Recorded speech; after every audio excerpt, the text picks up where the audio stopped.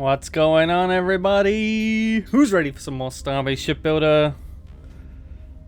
Let's see some thumbs up in the chat. Don't forget the 30-second delay, Kenetor. I know there's a 30-second delay. As with last stream, Tizza is moderating, so be nice, be kind, and she'll be relaying some of your questions. I will indeed, and I do have moderator rights, so I will kick you, mute you if you are being potty-mouthed and not doing what you're supposed to. Exactly. So we are back here with where we left off with the Hauler Plus. And to be honest, there's not too much more to do. Because we've got our main cargo storage, we know where we want our engines, we've got the reactor in place, we've got our connection sockets ready to go.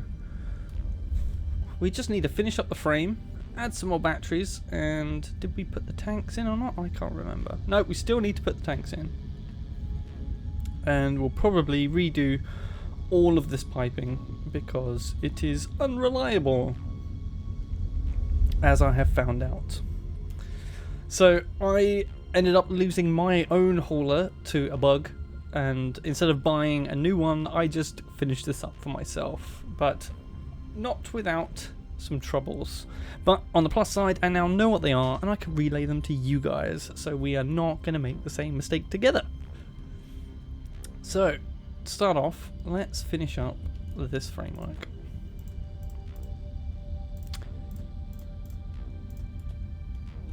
Hope everyone's been doing well this week. And did you all watch the news report that came out earlier yesterday? I hope so. I did. Yeah, there's some bug fixes in that are a long time coming, which will be grand to have. Okay, we're gonna need to bring this all the way to there.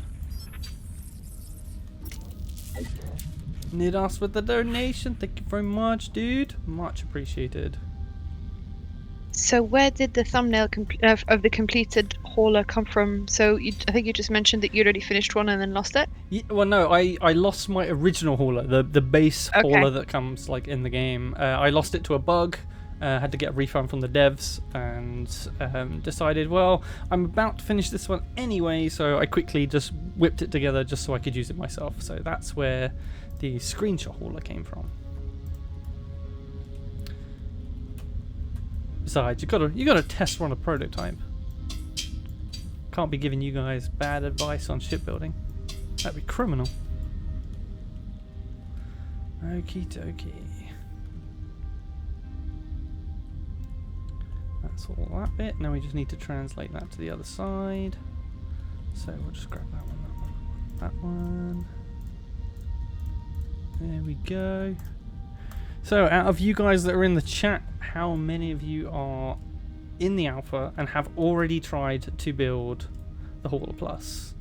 I've seen 1 or 2 versions flying around, which I've been chuffed to see. I can't wait to see more of them. So question here from Christian Reed. When you make a ship in the Shipbuilder, how do you get your ship? Does it cost material or credits?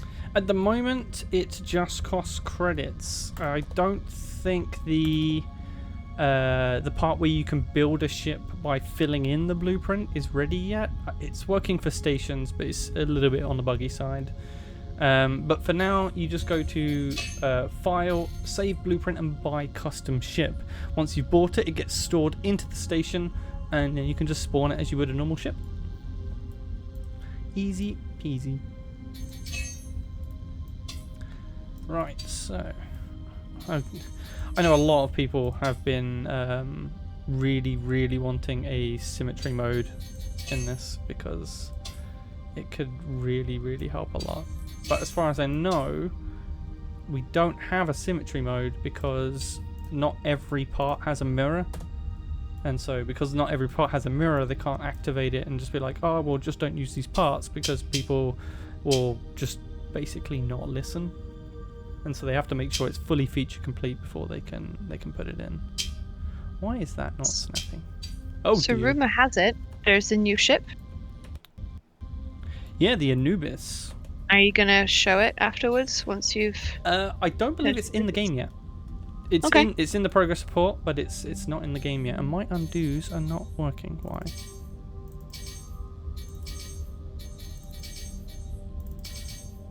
Oh well, balls. Thank you, game. Whoa, okay. This is a new bug.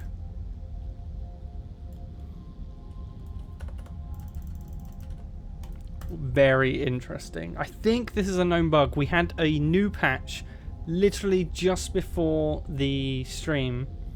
Kind of logged on, made sure everything was going to be set up right, and there was a new patch. And I think this was mentioned in the known issues, but I'm just going to quickly report it anyway. So this is the quick bug report menu. You can just hit F1 to get hold of this. And as you can see, it's very, very extensive in its list of things to complain about. But you can provide positive feedback as well. Can't deselect objects. And we'll be unhappy about this. And it includes a screenshot, which you can just see up here. And that gets sent to the devs. So I think what we're going to have to do is quickly do a save as. That's my Hauler Plus. And we will just save over this one. And we'll just quickly reload it. I think that's the workaround at the moment.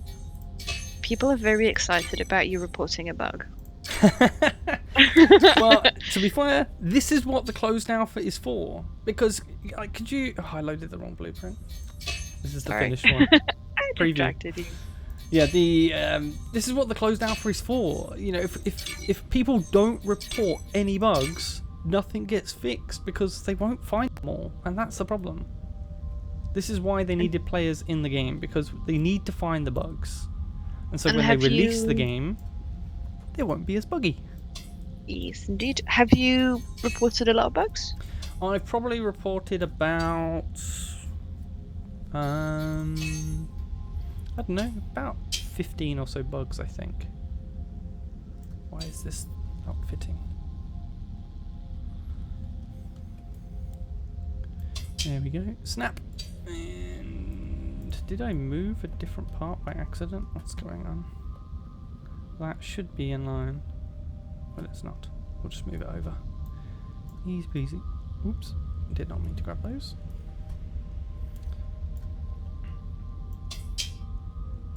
There we go. Right, that's those thrusters, and we're going to need these top bits. So one of the upgrades that I did on the hauler is to give it more batteries. It starts with only... Where's my movement? There we go. It starts with only 4 batteries, which I think is not great for a backup supply. If you do suddenly just run out of generator or have a cable break issue to your generator, or the generator gets damaged, anything like that, then you're going to need more battery power. So if you don't have that, then you're going to be a little bit stuffed. So what I did is I added a couple of sets of batteries. Now I think I shoved one to there, and then, oh that's right, yeah, one in the middle. Now something to note with the batteries, all of these have a battery priority. You can choose through which batteries it drains in what order by setting a battery priority. You can also give the battery a name, so when you're actually running in game, this will be where it stores its current battery power, and this will be its max battery power. You can't change this value. This is kind of like a default value that's set. Now the original hauler has these 4 battery meters for its 4 batteries. I didn't change that on mine. We can look at changing it in this one. I've not worked with any of the displays yet, so we'll see how that works a bit later, see how much time we've got left. Question from Mr. Nuff. I thought it was written up there for a second. How do cables and pipes react to moving parts like hinges? The hinges, they've changed this a little bit recently. The hinges did not used to transmit power, but they now do transmit power, for as far as I'm aware. So they should work completely fine, and shouldn't have to worry about them at all. Stuff on the other side can receive power, but it's mostly for, I think, like buttons and things like that. Hinges are not very secure when it comes to structural stability, and you want to be careful that you're not overloading your hinge, because if you overload your hinge, it's just going to rip off when you reach higher velocities, and that would be bad because that means your ship breaks. Kenetor, I'm a terrible mod. I forgot to highlight Entity Unknown's poop emoji donation. Another every stream with that I mean, poop I don't know if emoji. he's trying to convey a message or anything. I'm sorry, friend Entity. Entity, are you I saying should've- my stream is poop? I hope not. I'll come for you. And a question from Andrew Dunning. Thank you, Entity, by the way. Are there battery cells that you can replace like the generator, or do you have to replace the whole thing when they are empty? No, the battery itself has to be replaced completely, and it's currently that's how you have to play the game as well. Like at the moment, like this is why I like the hauler, because it's got its own reactor. The original starter ship is the tugger, and it's only battery operated. It has no power generation system, and it sucks because when it runs out of power, it's out of power. That's it. You can't do anything else with it. I know what's wrong with this. So when you can't place stuff just like this, a lot of the time it's down to not being able to grab bits hidden underneath. There you go. Sometimes it's also cables. Cables and pipes will block placement of items. So that's another thing you guys should definitely be careful of. Someone called Skeptical Chris is asking if you're going to be arming your hauler here. I know the answer, but I want you to answer it. No, I will not be arming the hauler. This is a really compact... Like, I've seen a few other ships, actually. Different people from the community, like Olivia and... I can't remember who was flying the other ship. But they had ships that were different shapes, both slightly bigger than this ship, and less storage. This ship is meant to be an upgraded hauler that maximizes the storage and slightly upgrades the thrust for the extra weight. And it does that job perfectly. The more you add on, the more support structure you need, and it becomes something else. A lot of the time, if you're attacked in a hauler, this ship is not made for combat maneuvers. It's not fast. If this came up against a fighter, for instance, a fighter will outmaneuver it because it can go faster. It's designed to fight. It will just run rings around me. Funny story, just the other day when I was visiting the Empire Outpost station, which is outside the safe zone, I got attacked by the 1st Regiment of the Empire for seemingly no reason, at least at the start. I found out why afterwards, but yeah, I was flying back in my Hauler Plus, and suddenly bullets start raining out of everywhere, and I had to try and dodge in this thing, and it's not great for dodging. So yeah, it's unless you're having like a really big mining ship, there's not really a point in putting protection on it in terms of weaponry, because you've still got to be good enough to hit with that weaponry, and that involves being good with the ship and the handling. So it's kind of all comes as a package. So have you actually been out of the safe zone yet? Not necessarily on stream, but in your spare time? Yeah, just as I was just saying in my little anecdotal story, I got out the safe zone to go visit the other station because the other station has a different economy. So at the moment, prices for the ores have bottomed out on our current station, but are available to be sold for a much higher price in the Empire station. And do you think there's going to be any PvP during the closed alpha? There already has been PvP. The devs have streamed PvP, and again, as I just said before, I did get attacked outside the safe zone. So it has been done. It has been experienced. I think the devs will be aiming to do a stream every week. There was a new station added in the patch today, which is just inside the safe zone. And that station has respawn areas. People can respawn. It's got resupply shops for ammo and stuff like that. So you'll be able to get back in the fight if your ship was damaged, or if you survived and you need, more ammo for an upgrade. Why does this feel like it's moved over sideways? What is going on? We have to move this down. Sometimes you get stuff like this in the editor where you flip stuff to the other side of the ship and you think it should fit, and for some reason doesn't. Now, this is probably not... It should automatically snap in even if it's only a little bit off sideways. But it will need room to do that movement, so that's why I just moved those down. There we go, yeah. Is that touching the ground? No, it's not, which means something's in the way. What is in the way? These pipes, maybe? They might be a little bit too close, so let's just delete those. We're going to be completely rewiring the back half of this anyway, so just to give you guys a good example of how it works. So you shouldn't have any problems replicating this at all.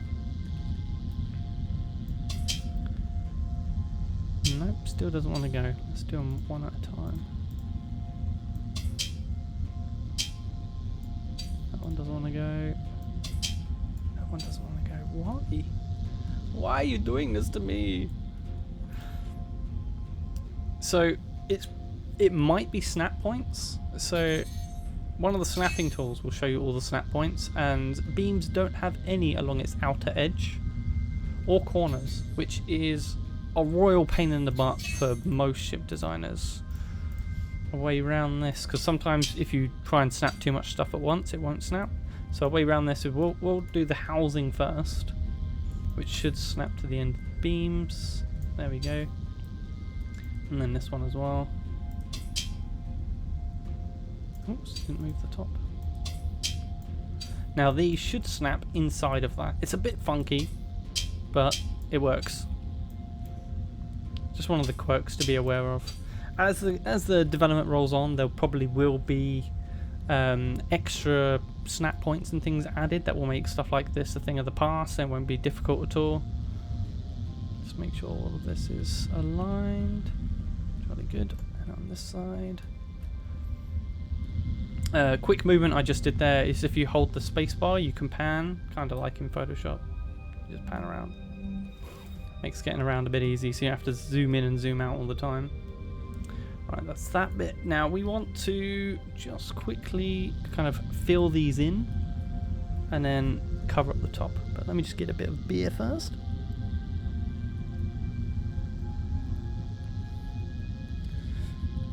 Something you add in a small mining ship is some batteries, a bit more fuel and more thrusters, and in case of attack, use that extra propulsion as a booster to get out of there. That's a good idea, and that was Calat999 that said that. That's pretty much what I'm doing in this redesign, like upgrade of the hauler. It's got extra thrust, it's got extra power, it's got extra capacity, it's got extra fuel, and yeah, the only thing it doesn't have is a gun. But the thing is, the hauler isn't fast to begin with, so you want to be using that extra speed all the time, because getting to and from the station from where you're mining in the belt can take a while. I think it's normally about 15-20 minutes. Let's get some more straight beams for here, and then we can do a bunch of plating. I think, is it 19 something I needed? So thank you to Sam who donated €2 and just said good luck in close alpha and try not to get shot. I would appreciate if you didn't get shot. Well, I'll only get shot, hopefully, in any events the devs do. But thank you so much for the donation. It really means a lot. I really appreciate the support. There we go. Cool. And then we'll just transfer these beams over to the other side. You can shift select just to add extra to your selection. And boom. I'm putting them not in line with the beams properly here, like this, kind of half snapped, half a beam. That's 12 centimeters in the editor, because I want that step back. Like the kind of the original one just had this ramp up and then ramp down, but you always had this kind of step out. So that's why I'm doing that this way. You perfectly don't have to do this if you just want to continue it along. You can add extra thrusters along the top here if you wanted. I've certainly seen people slap on box thrusters to the side here, pointing backwards for extra thrust. I advise against it because you don't want the ship getting any wider than it is. It's far too easy to hit an asteroid. Don't believe me? Watch one of my previous streams.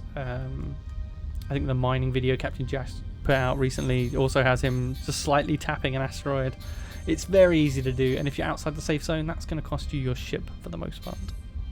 Right, we want Good question to fill this in. from Andrew Kaplan here, asking if you know how station inventories work. Are the ships stored in one station available in a different one? No, they're not. Ship storage and item storage is separate per station. At the moment, I think we have infinite storage on stations for both ships and items. And yeah, I haven't found any limit yet. I've got an absolute ton of stuff in my inventory. I've got tons of armor sets, tons of ores. I haven't got very many ships yet because I've been mostly in the editor rather than earning credits to buy them. But we'll get there. Right, now we want beams. No, we don't want plates. So we want to close this off and we want basic plates. Do you know if you can carry item? Oh, jeez, I can't talk tonight. I'm really sorry. Can you carry items without a cargo frame? Can you carry items without a cargo frame? At the moment, I don't believe so. The old style cargo crate that had like the top that hinged open is not currently in the game. I think they took it out to kind of head in a different direction with it all. So no, I don't believe so. Another question from Death13A asking, is there a way to make Detachable, retractable parts?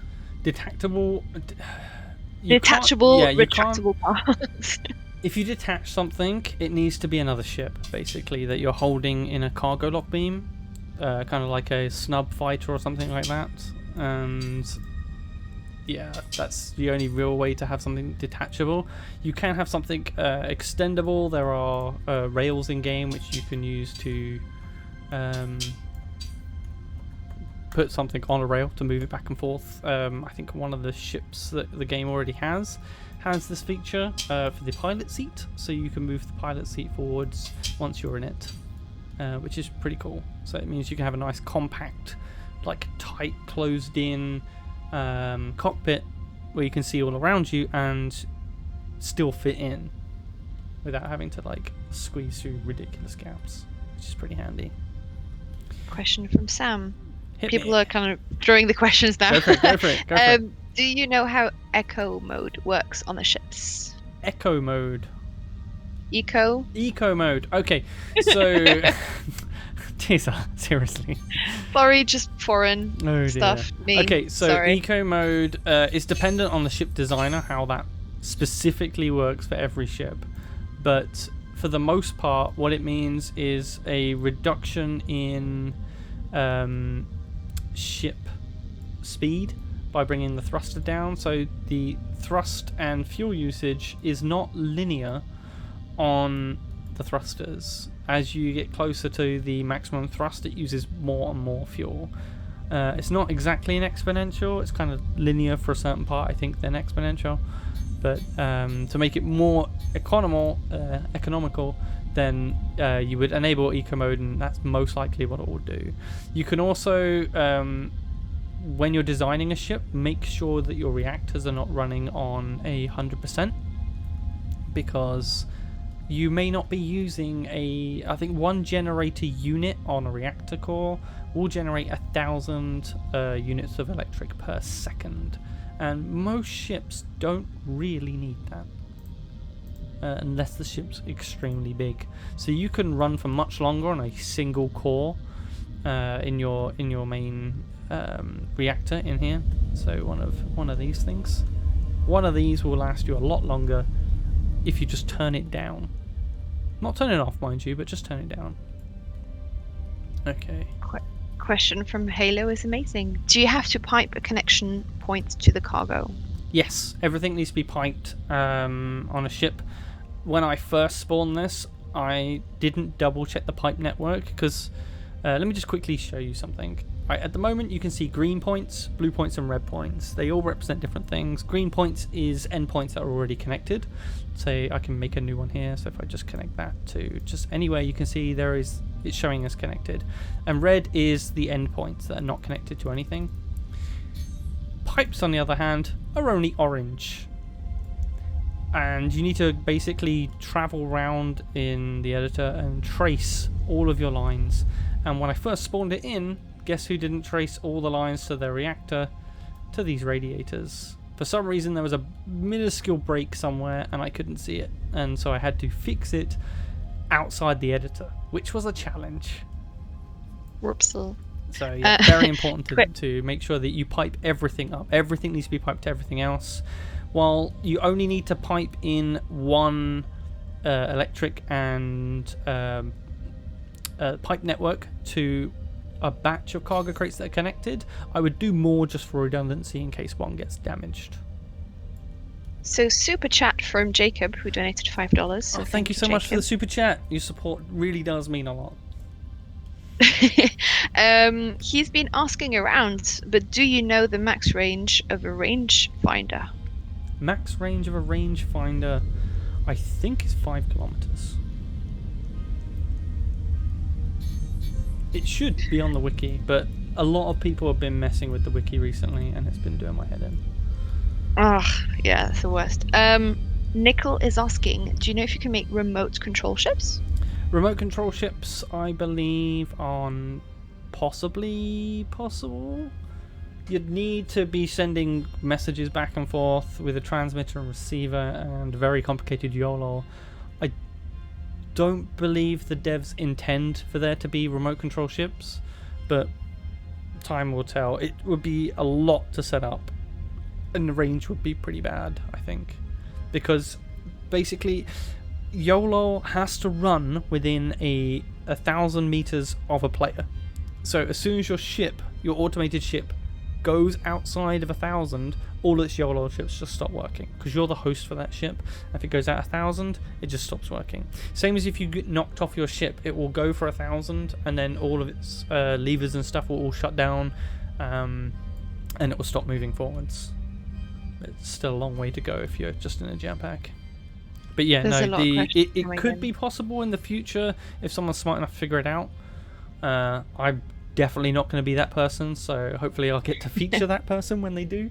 But for the most part, I think the game is more enjoyable anyway having manned things. Like automated turrets currently isn't a thing because there's no way to track a target fast enough and have it move a turret to the point where it can actually shoot someone down. It's going to be very much a lucky thing to get a hit with any type of automated system. Even slave turrets are pretty slow. So the game leans more towards arming your turrets with real players who can move stuff in real time. And I think that's going to lead to better gameplay situations. Especially for a pirate ship that tries to take on a larger ship with a bigger crew. You've got more to deal with. And it's going to be risk reward, and it's going to be more fun than just having automated everything. And the devs have been pretty open about there not being any AI in the game, and I think they actually don't want any AI. I mean, from the get-go, there is no AI-controlled turrets. This is not Space Engineers. You don't just fly near the enemy and your ship magically does all the targeting for you. Pew, pew, pew. That does not exist. Question from Theodore. Could you bolt a fighter down and then remove the bolts to use as a different ship instead of the cargo lock beam using power? If you did bolt it down, I think some funky stuff happens. And if it doesn't, then it's seriously going to off-balance your ship unless you have another one of the exact same size on the other size. What do I have hold of there? I do not want that. So yeah, it's not a good idea. If you are using some sort of carrier concept, then I highly recommend you do it with cargo lock beams. It's what they're made for, and it will make the job a hell of a lot easier. I'm 24 short. Do you know when you leave the safe zone? Does it tell you you're out of the safe zone or something like that? Yeah, there's a chat message. It pops up in yellow in the bottom left-hand corner, and it says you have left the safe zone. And is YOLO really that complicated? I wouldn't say it's super complicated, but I mean, I'm no coder, so like I can look at HTML and I can edit HTML that's already set up, but when it comes to like designing and writing my own from scratch, maybe not so much. So I mean, it all depends how familiar you are with the language and how coding can be efficiently set up. I'm pretty sure I could set up a whole bunch of stuff in YOLOL, but would it be the most efficient way of doing it? No. And efficiency is going to matter for YOLOL because each line runs every 0.2 of a second. Why can I not get that to snap? Grr. Do you know if the transmitter receiver works like a radio? No, just at the moment, as far as I'm aware, it can. I think it can send a message, or I've seen message stuff around, but currently not sure how that's supposed to work. As far as I know, it's just supposed to kind of act like a directional beacon, so you can like find other stations. At the moment, the stations have transmitters on them, so you can find locations of stations by just looking around with your receiver, and when you kind of lock onto it, then you can just move closer towards it. Why is this not snapping? Something is in the way. What is in the way? This is infuriating. Okay, let's put another one of these aside.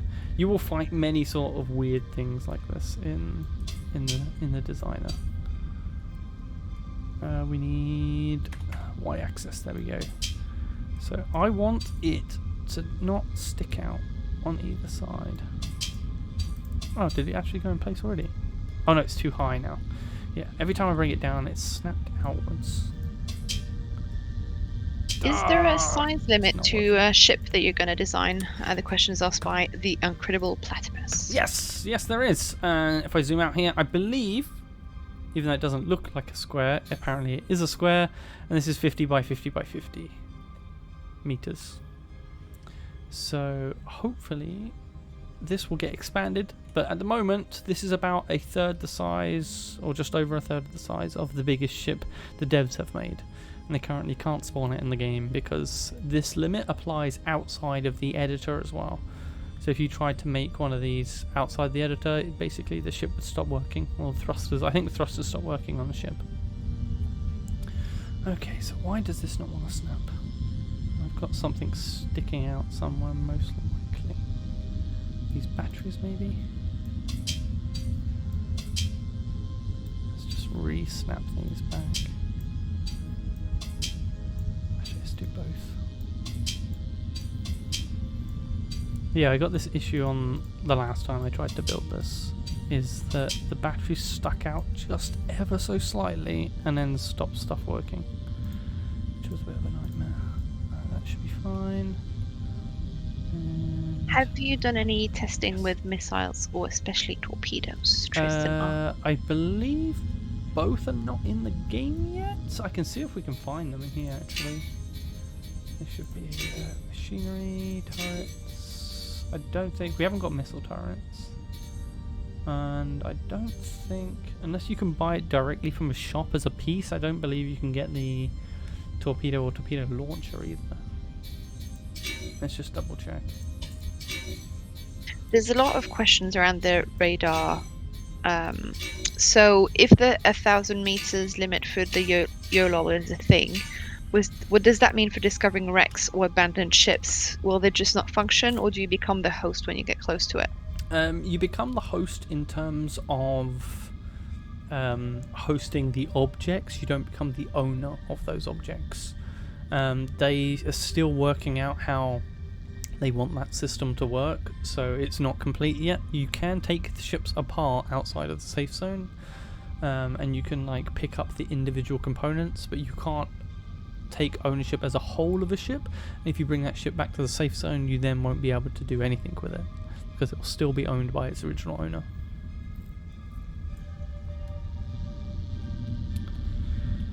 Miss Tizza, are you there? It is. I was just muted so that people can hear me breathe. Yes. We have a little monster that has just woken up in the next room. All right, I shall go on turn the little monster off. Go turn the little monster off. Hit him with the ban hammer. No, that was a joke. Do not hit children. Right. Okay, so what I wanted to do with these is kind of not working, so we're going to have to try it a different way. So let's go to plates, and we'll do 24. We'll put one in the middle instead. See how that works. That way, and is this gonna work or not? Probably not, no, my luck.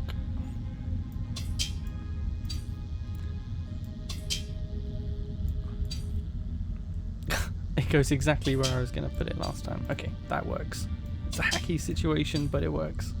Snapping points can be really, really weird. Oh no, it was still up one. Okay, we'll just roll with that. Stuff it. That's how it's gonna be. That's how it's gonna be. Right, let's see if I can check on chat. Hit him with the band hammer. Can't touch my Tony. Super cat, seriously. Fun fact: Baby Kenetor does have his own Thor's hammer. He's spoiled like that. So if anyone's going to do the band hammering, it's him. Small human. Yes, yes indeed.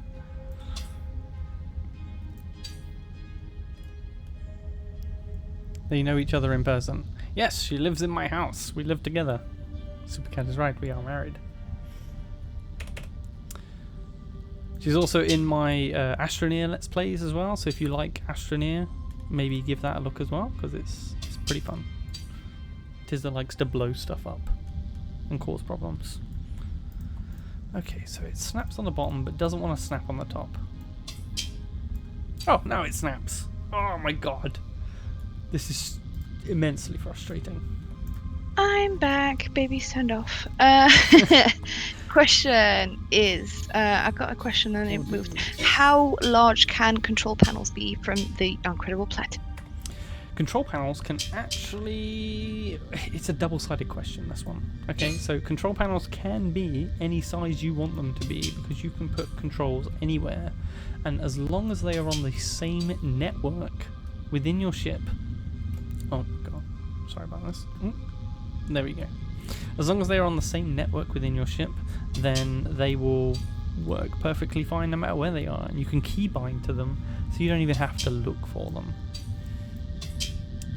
But officially, if I just grab the back part of this, that's how much space you have to cable in or attach a bunch of stuff. So stuff attached to this doesn't need to be cabled in, and then when you get stuff like these extra displays and stuff, these need attaching to a cable point like this. So if you can see on, I think on the side here, is it that side or one of the sides basically has a port that you connect to. Question here, sorry, from Caleb 225. Say he wants to rig some security for his base or his ship when he's offline. Yep. I'll say in his name. I assume with the closest player is host thing, the YOLOL for my defense would work even if I'm not around? Yes it should. This is untested. I don't think anyone's got any advanced defense capabilities that they could put into practice. But technically you could have something set up that maybe you have like we're seeing in bolt crackers where there's a button and an intruder presses it and it opens or it just starts shooting a cannon through a wall that eventually pierces and kills someone. But you can have that set up to open a shutter door or a small hatch and then blast someone or blast down a hallway if you know there's nothing critical at the other end of the hallway. You could totally set that up and the rangefinder will detect a player and then boom, take them out.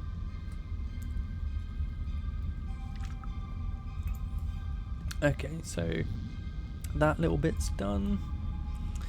So it carries on kind of the same design principle. I could have blocked it out, but I kind of like having the ridges in the top. Kind of gives a little bit of kind of contrast detail to the flat bits that we put on this side.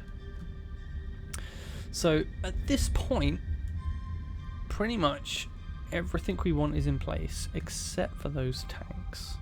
Now, I know from last time, getting those tanks in is a pain, and it's easier to show outside of the ship. Oops, getting a bit lost. There we go. If I just quickly grab these and bring these up, I will show you. Because it's all well and good. Like, I see so many people that just design a framework and be like, yeah, this is the framework that's going to support my ship. I'm like, well, have you asked your ship that? Because what you're putting in your ship kind of dictates your framework. So if I bring this up, now I'm not going to snap it to the bottom because I don't need to. Each part, and these parts are separate, need 4 bolts to a frame.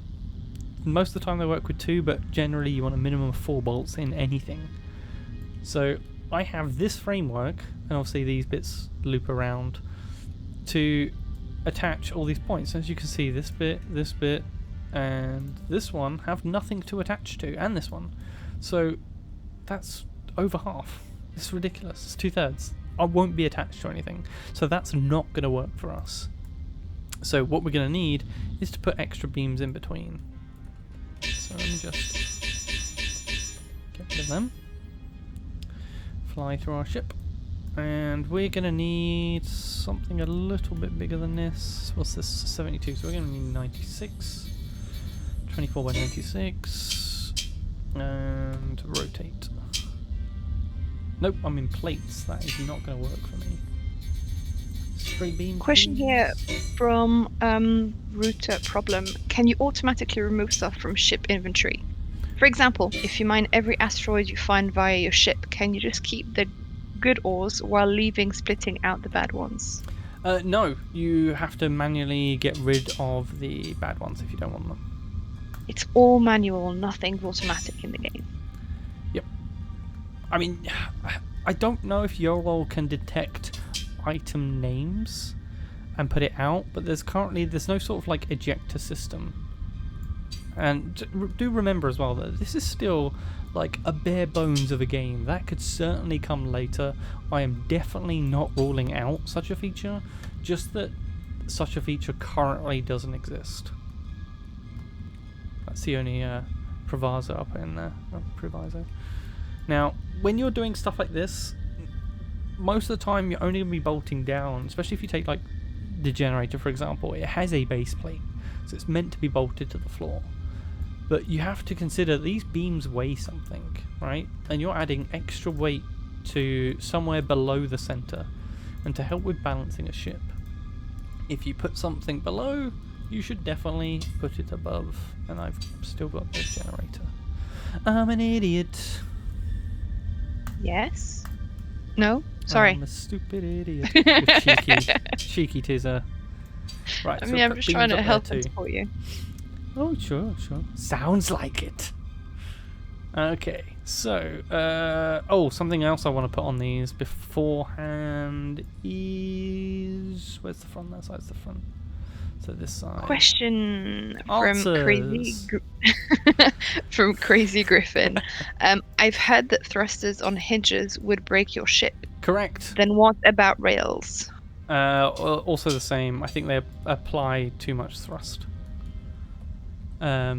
Basically, everything but beams has very, very little structural support, and so if you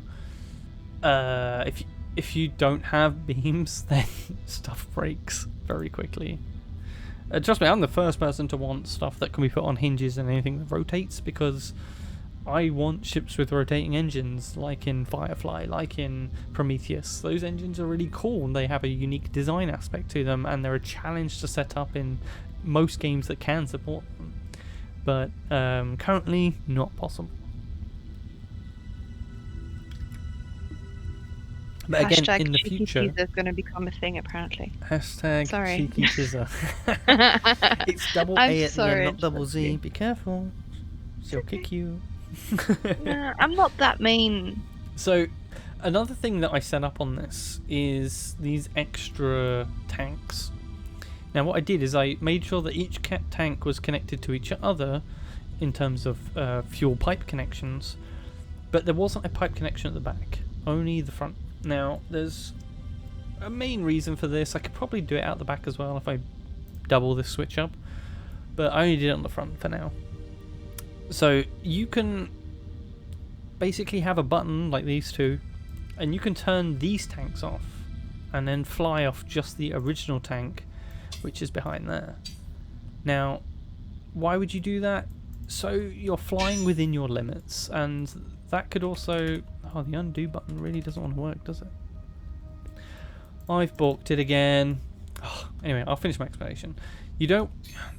At the moment, because the stations can't refuel your ships, you want to fly within a certain limit, and since only this tank is currently the one that you can replace, and any inside the ship you can't debolt and take these tanks out, only this one can.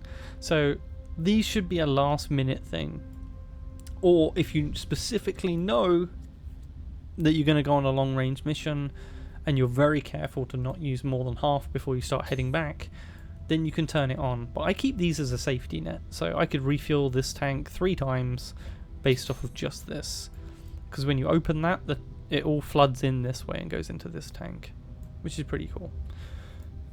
But first, I'm just going to quickly save and reload because it's balked. I really hope they patch this tomorrow. I thought you were going to have a beer pause there. I nearly finished this one, actually.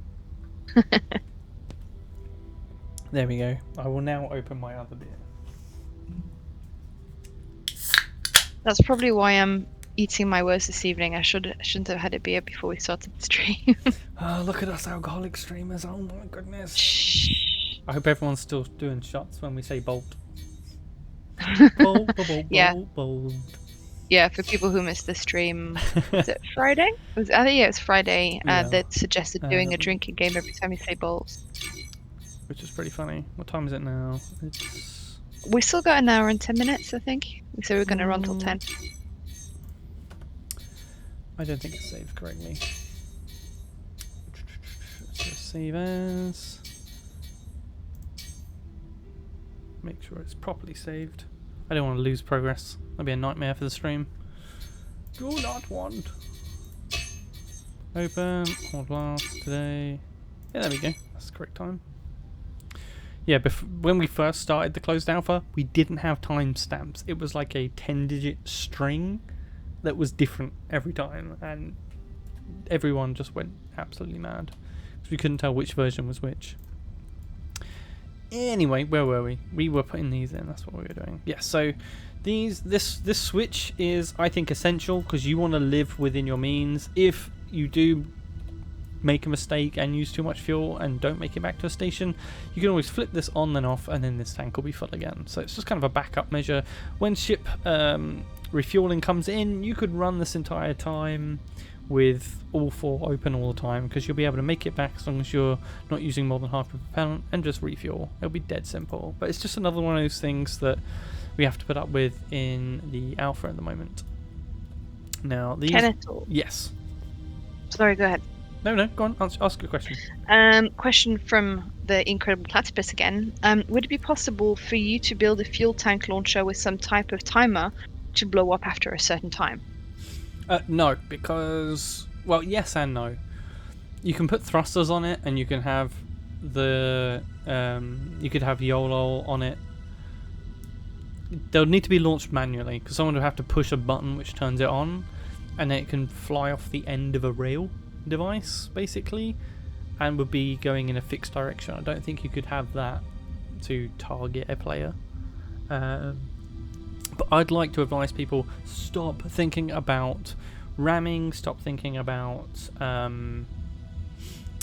making ships as bombs. It's incredibly expensive to buy a ship.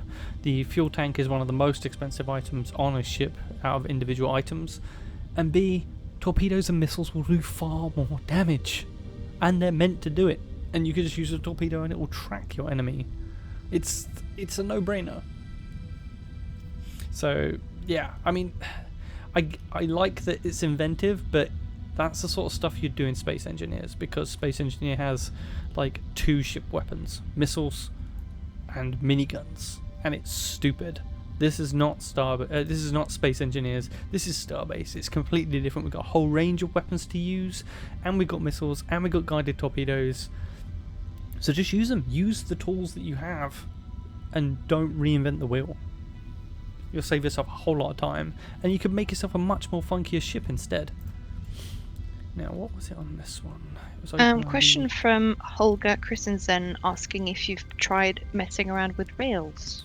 No, not yet. I have been pretty knee deep in. Well, I finished this. This took me an evening when I finished it, and then I've been back on the K ship again. I found a different way of trying to plate it. I've had a lot of trouble trying to plate it at the moment, because doing a 45-degree beam, which I can actually demonstrate here. Actually, where's the 45-degree beam? So, the 45-degree beam is a pain in the butt because it has 0 snapping points on the 45-degree element, and if you were to put a 45-degree corner here in plating, this actually just sticks out just a tiny bit, so you can't continue the plating down. So it has been driving me nuts and involved very dodgy reworking of the frame to have lots of right angles in it, which was horrible. Now, what I wanted to do is keep getting distracted. All your damn questions. I was going to ask you a question. I'm not now. You're scaring me. Yeah, give me a few minutes break. We can make some progress. Now, when you're setting up switches like this, this is a simple turn switch, and it has a name at the top, and you need to have a matching name on the bit that it's attached to. So in this case, this one is OpenID, and they're both set to 1, so it's open. The problem is, if you've got another tank, like say the original tank of the ship, and that's also got is OpenID, when you turn this one or trigger it via a button, then this one's going to turn as well, which is great if you want to turn off like all your fuel as an emergency shutdown, to stop leaks, because like pipes leaking and stuff will be a thing in the future, and you want to analyze and fix where your leaks are before you turn your fuel back on so you don't lose fuel. So that could be a great thing for the future, but currently not. So for now, we want to use it to limit our fuel usage. We can't accidentally use our entire fuel. So all we need to do is just rename this, and it can be named anything. It's just a value. So we can call this backup fuel, and then for any value you change in anything, you have to hit enter, and you see set device field down here in your history, and if you don't do that, then it won't work. When you go back to it, it won't have taken effect. So these are now linked, so if I turn that, it will shut down the fuel in this, and we want this to be set to 0 by default. I'll put that to 0 as well. Okay, we are ready to bring these down. And we're nearly done, believe it or not. Oh, I just remembered something. We want to be inside for this. It's a bit of a pain. Although I was shown something cool the other day, or today even. Where was it? Oh, I remember. So you can actually turn off, you know, in the last stream, in fact, we were looking for this, for turning certain elements off. It turns out to turn off certain things like the frame or devices, you hit the green button here, and now you can see through stuff, which makes it super damn handy, because we can just straight up turn off all the beams and the plates and the machinery and only see specific aspects of the ship, which makes it a hell of a lot easier to tell you where your pipes are and are not connected. So this makes this a hell of a lot easier for popping into here. Now, last time I did it, it didn't snap, and it's not snapping this time. But it does turn green, and we can let go of it. So it does work, and we can still snap it. There's enough space here, I believe. Yeah, it's tight, but there's enough space. Okay. That's in place, that's in place. This is already in place. We can get rid of that because that was just for spacing. Now we just need to make sure we get rid of all of our cables, because I want to redo nearly all the cables. For the most part, everything up here can be all connected to each other. Oof, it still connects though. This is weird. It doesn't make it while it makes it invisible, you still have to get to the right place to edit it. So what we're going to do is, oops, let's edit that down to there, and I want to take this all the way to the other side, to here. Oops. Don't press right click, people. You will accidentally delete stuff. Press tab! Much better. Yeah, there's two ways of doing stuff. Like, when you're moving around, you can hold right click to turn yourself. Much better to be pressing tab and turning that way because it locks the mouse back to the center. If you don't do it, you will accidentally delete pipes and cables that you realize that you may actually need, and that will be really bad. Right, let's just get rid of these extra cables. Oops, there we go. I'll reconnect that in just a sec. Boom. Okay. Now we want to make sure every battery is properly connected. Okay. Actually, this will be easier if I actually show you the batteries properly. Let's just get rid of all of this. Grr. So some people are throwing money at you, saying, I want you to marry me, and somebody else saying, don't marry him. But they're throwing money at you, so I'm just going to let them talk about it. Well, let me know sooner next time. Thank you so much for any support and donations, obviously. It is very much appreciated. I think, however, though, they might be talking to you, Tizza. With your wonderfully magical voice. They're saying him. They're saying him. Well, then I'm taken. Be careful. She'll come after you with a banhammer. And I'm taken as well, so... I think my son might have something to say about that. And he's got a banhammer too. Okay. So, I'm mostly cleaning up this just so I don't accidentally snap to something that is just off of this and then not actually connected. And I'm actually going to turn devices back on. I'm going to leave plates off though. Now, one important thing to consider when you are piping and cabling a ship is to make sure that you don't put your pipes and cables on any of the plating if you can avoid it. Because if you have something that's damaged and you need to get to something that's back here and you can't take off, well, sorry, let's go to the front, and you can't take off like the panel that's normally here because your pipe's connected to it or touching it, then you're stuffed basically, and you do not want that. You still want to be able to take your plates off from the other side to fix potential problems or damage that may be caused, and that will save you a whole load of headache if you follow that advice, for sure. 100% guaranteed.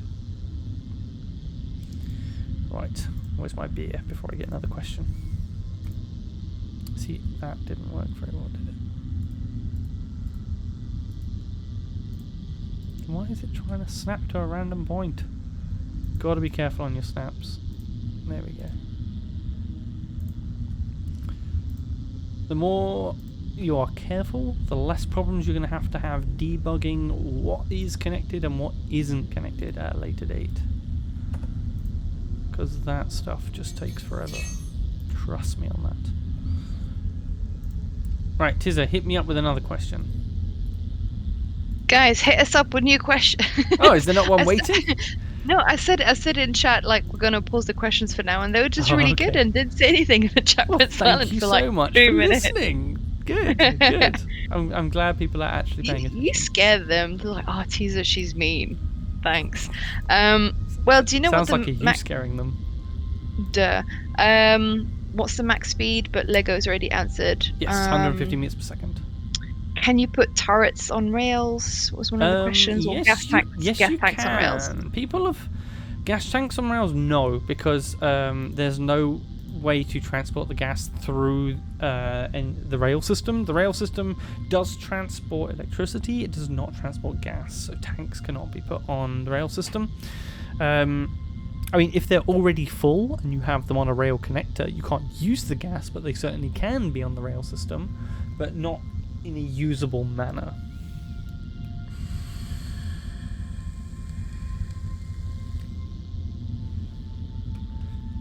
Alright, so this top loop is clean. Now, originally, this ship did not have connections across here, and the same on the other side. Additional connections that you can make are worth it because they're backup connections. If every other route around the ship got severed, but this is still connecting left and right, all the other backup routes are still going to work. And that's what you want. You want to keep as many of your devices online until the devices themselves are destroyed. Now, I'm happy with these connections and these connections. I am, however, going to make sure all of this is deleted because this caused issues as well last time. Let's just delete that, and again on the other side. Down here, just random connections cause me no ends of problems. So just goes to show not even the dev ships are perfect, but we will fix it up. The Hauler Plus will live up to its name of being plus, because it is going to be better. Okay, so we've got lines there. Okay, good. So just people who are asking questions around YOLOL scripts and stuff like that. I mean, we've already kind of addressed that this is probably not the right stream to address those questions. YOLO, I am not a programmer. I'm not a coder. I can manage code to a certain extent. Happy to tell you guys that again.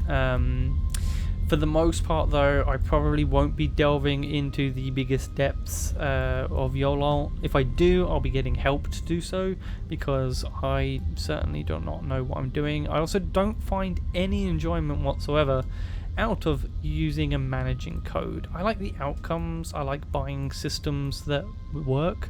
So if someone designs something cool in YOLOL, I will certainly use it, but I will not be designing my own systems in YOLOL because I just don't find that enjoyable. I will happily debug cables on ships for like all day long. Hours. Yeah, for hours to make sure my ship works. But if I can't figure out why code doesn't work because I don't understand how code works in the first place, then I'm just gonna be miserable. And each their own, I guess. We play games for fun, right? Someone else enjoys that sort of stuff, and I'll happily send credits their way to sort out what I need done. I mean, I could never build a ship. Like, the amount of hours you spend in that Shipbuilder sounds like the most boring thing in the world to me. Are you I'm kidding not me? gonna Have lie. you seen my K-ship? It's the best. I've seen your K-ship. It's friggin' awesome. You should show it to people who haven't seen it yet. Yeah, you guys haven't seen the latest update yet. Okay. Now, is this front or back? Where are we? So, Pandu Septione is asking which is harder to modify your ship, inside the editor or outside. Please elaborate. Without a doubt. This is because you have all the same tools, right? But if I've forgotten, and I was saying a bit about this earlier, like I forgot a pipe somewhere. I didn't check my pipe network because there's a problem with the pipe tool currently. As you can see with this cable tool, the endpoints are labeled in red. Red is bad. Green is connected. Blue is available. Okay. If I switch to the pipe tool, hey look, available is orange. Endpoints are orange. Orange, orange, orange, orange, orange, orange, orange. There are fixes coming to this, so I'm not entirely worried in the slightest, but it is incredibly frustrating. So if you need to come in here and reconnect this bit, which is behind a whole bunch of armor, which is currently hidden, you can't do that. You can't do it. Like, replacing thrusters is one of the hardest things ever. If you can't pull off the sides and get to it and like take your ship apart to get to the where you need to cable, you won't be cabling that area, and that's a problem. So you've got to make sure that everything is as good as it needs to be before you leave the editor, because otherwise it becomes a bit of a nightmare. And I forgot to move all this cable before we came back in. I want to get it more in a more obvious location. Like, this bit is completely hidden and it's bad. Come on. Come on. There we go. Let's pull all this back. We'll pull that up to there. Nope. Grr, come on. There, and under here I think is okay. Yeah, we'll just put it back to there. This random bits of cable. This is where the old generator used to sit, so this is why there's like random bits everywhere. Let's just get rid of these. Oh yeah, I didn't check the underside, did I? This will still need doing. I think this bit's okay though. Let's just check the other side. Caper Game is asking, can you put a connection point on a 45-degree angle? A connection... 45% angle, sorry. What type of connection point? Like a connection point for what, specifically? Because there's a lot of different things in the game.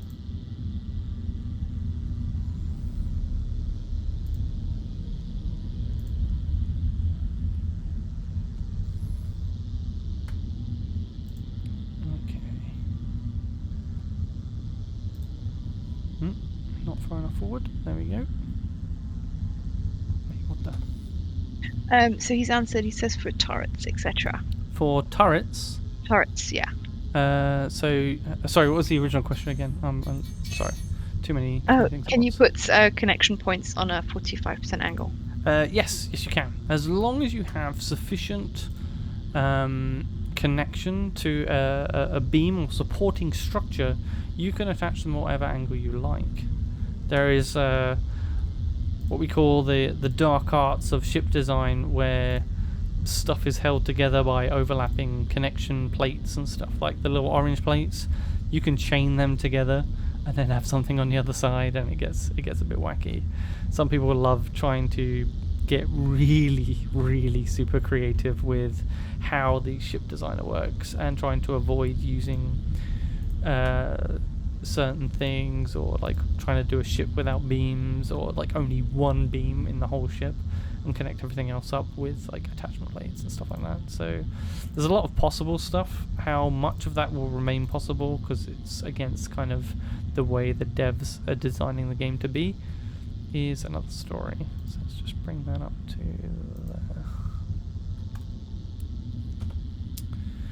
there. Okay, let's make sure. Where are we now? Okay, let's bring these back a little bit. Feel free to keep asking those questions as well. I know the this specific part of the ship editor can get a bit tedious and boring, so I do apologize for that, but it is really needed that you get this right,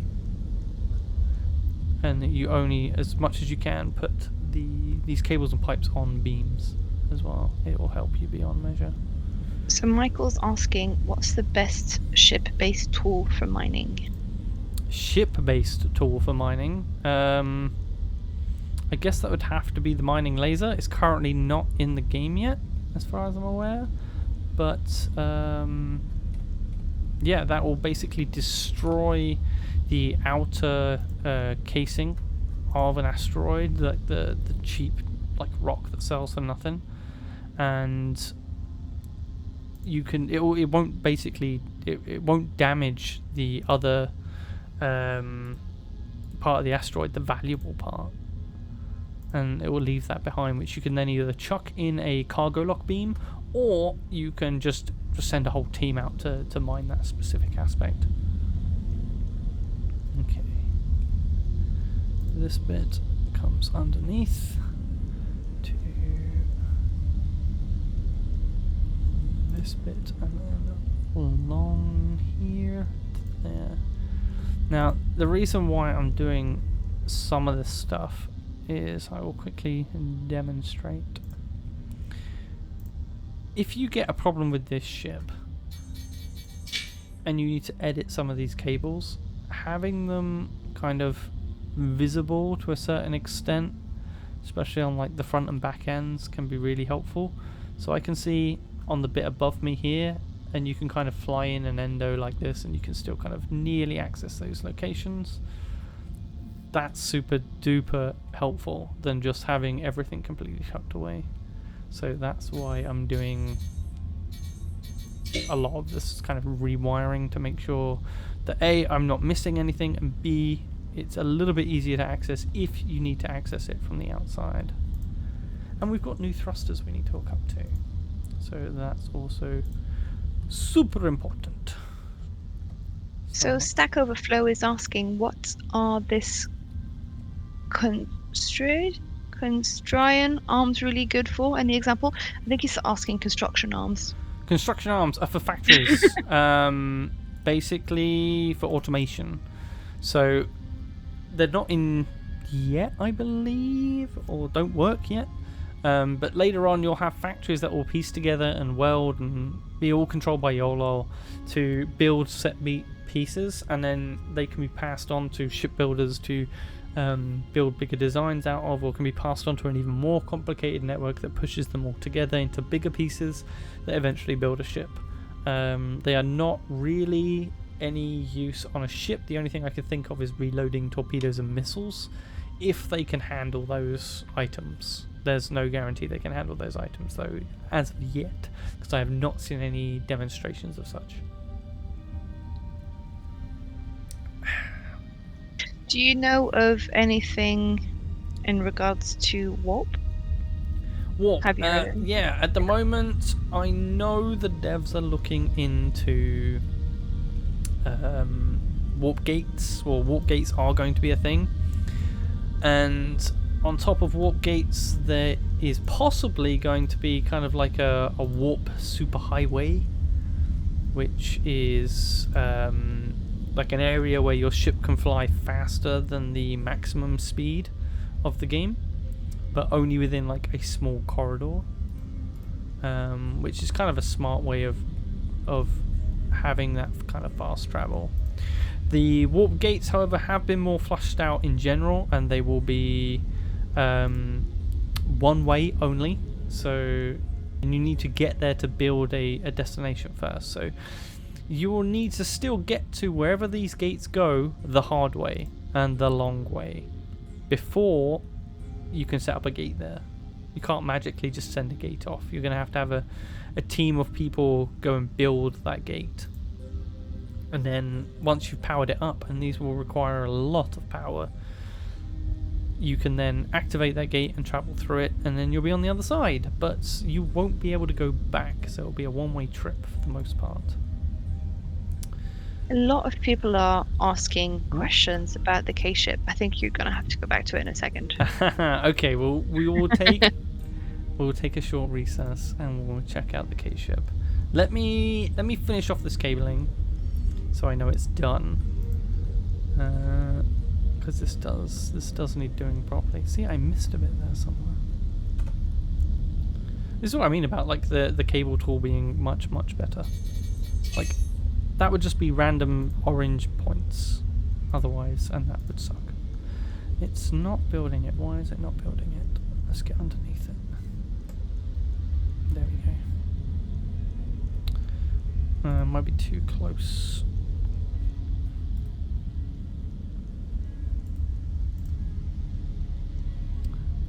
Too close to a beam edge, maybe. No, still not working.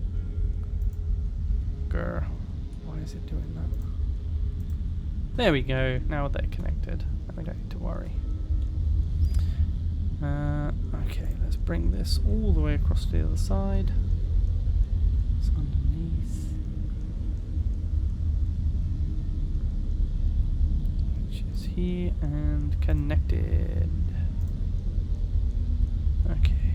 And then we also want the same connection on this side. At the moment there's a funky connection to nowhere or further down. Okay. You gotta be careful with these connections, because like a previous editor or like you at another time may have made a decision and it's just like, where the hell has that cable gone? Why did these not? Normally these continue drawing in one continual line until you tell it not to. There we go. Might have just been a dodgy camera position. So there is now a full ring at the back and 2 rings round the side of the ship. So everything does not have any excuse to not be connected now. what we'll also do is we will run a line off of here. Come on. Go. Okay, why is it not snapping? Snapping is being very strange today. Nope. Do not want.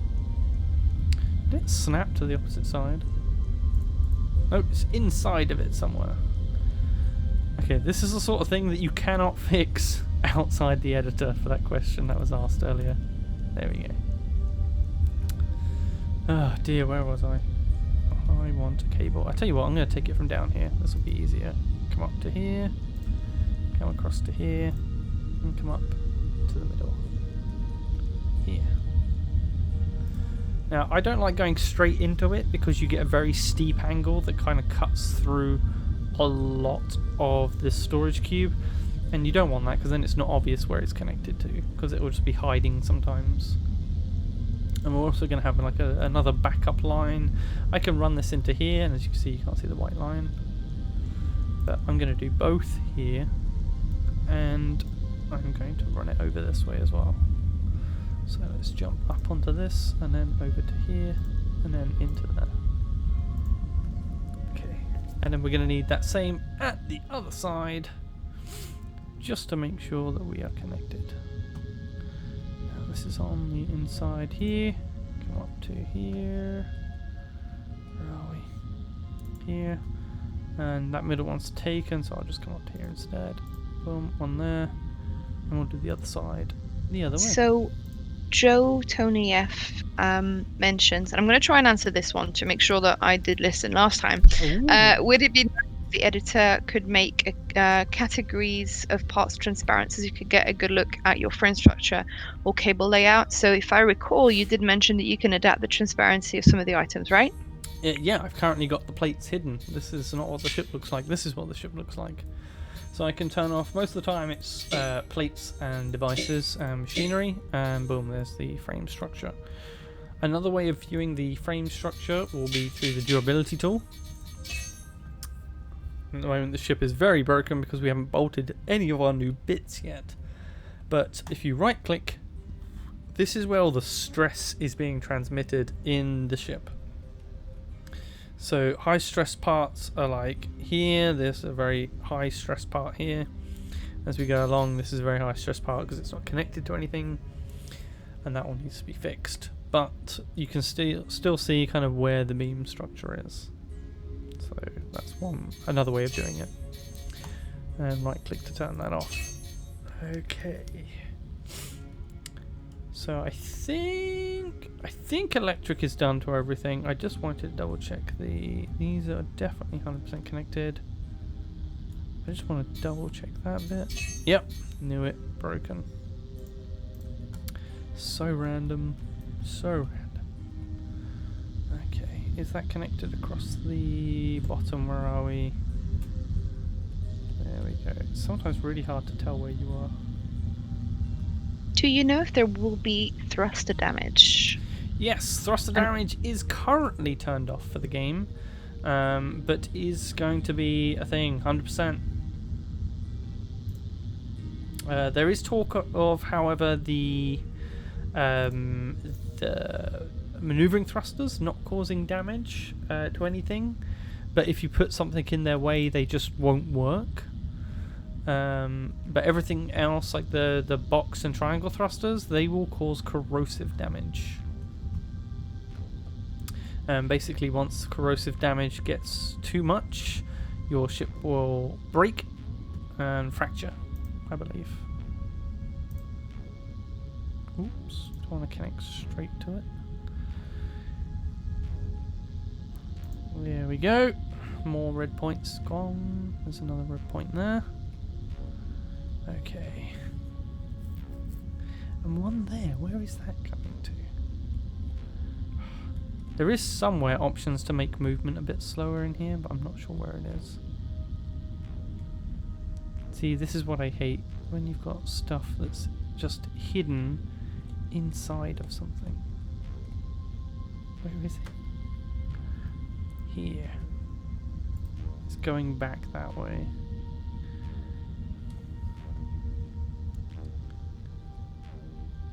What the hell? Okay, I think these were part of the original pipes. Like the electric cable was laid first, and then the pipe was laid on top. And yeah, it's basically hiding the two.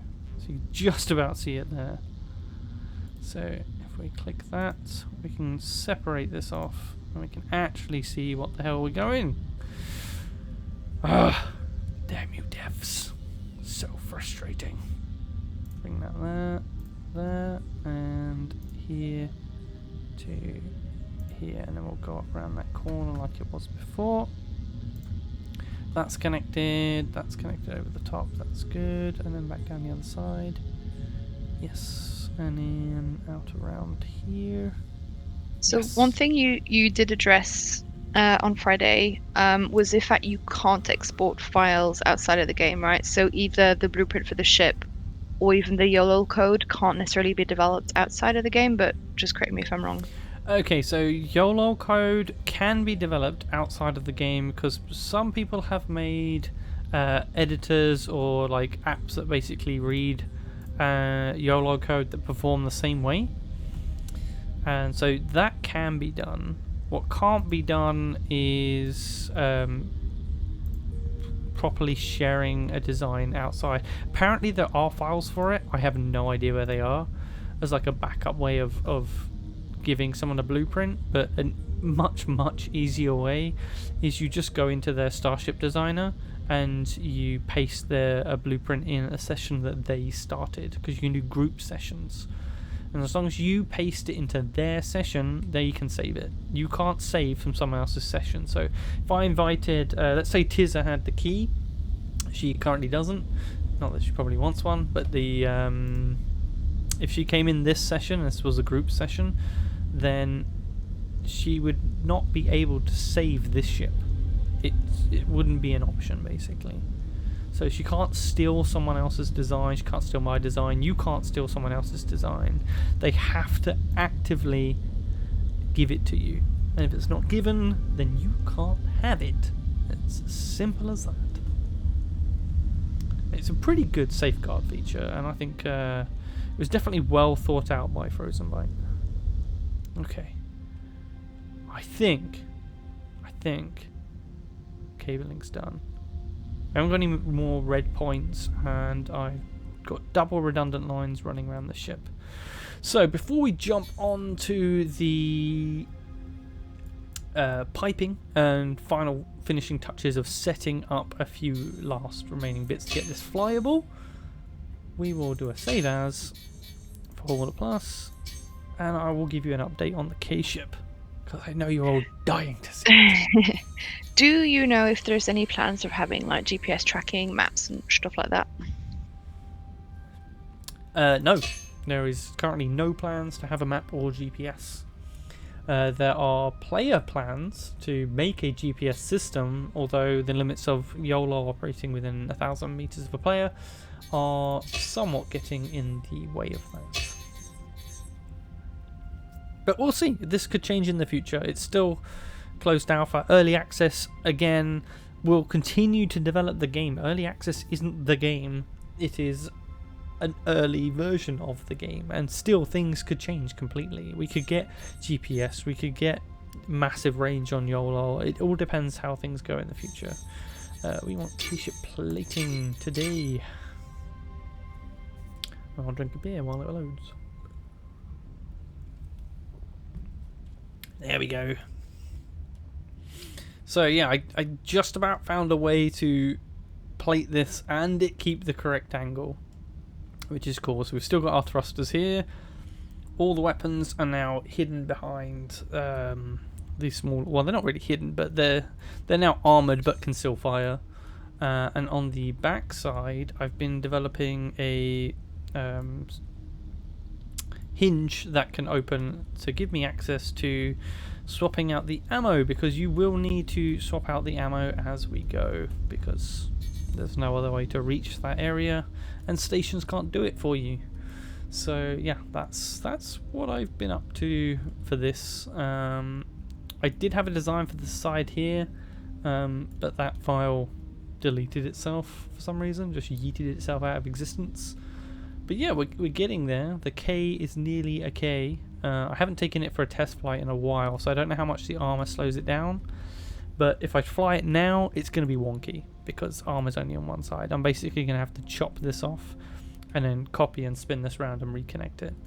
But I'll be doing that a bit later. This will take some time. I want to finish these hatches and how it connects on the underside here first. Once I've done that, then I can copy it above, and we can add doors and stuff to get in. I can finish the cockpit arrangement. But yeah, it's going to be good. Interesting question here from Bosley Soundstorm. So would it theoretically later be able to get a cheap ship, fly out, find the resources to refine for fuel and such, and basically live off the grid? Yes, but and a big but here.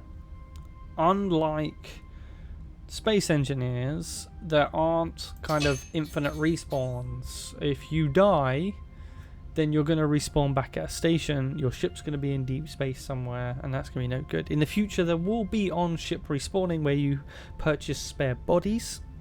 If those bodies run out, then you're going to be back at the station once again. If you crash your ship and you're living off-grid out in deep space somewhere, there is nowhere to go and repair your ship. All repairs will have to be done manually.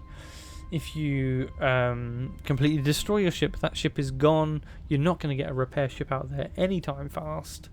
So there's a lot of downsides to living too far off the grid.